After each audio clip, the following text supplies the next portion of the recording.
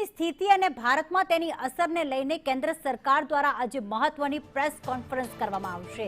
કેન્દ્ર સરકાર દ્વારા શું તૈયારીઓ કરવામાં આવી રહી છે તે અંગે પ્રેસ કોન્ફરન્સમાં માહિતી આપવામાં આવશે।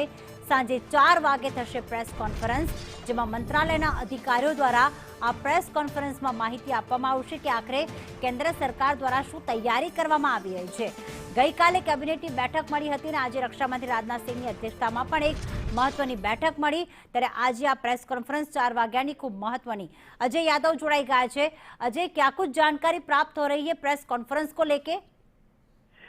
देखिए, ईरान युद्ध के बाद जिस तरह के हालात पैदा हुए हैं उसको लेकर के भारत सरकार की तरफ से लगातार कोशिश है कि देश में किसी तरह की अफवाह न फैले और जो भी एसेंशियल कमोडिटी है या जो भी जरूरत के सामान है वो किस तरह से लोगों के पास पहुंचे, उसकी लेटेस्ट अपडेट क्या है, ये तमाम सारी चीजें भारत सरकार की तरफ से रोज रोज इन्फॉर्म की जाती है।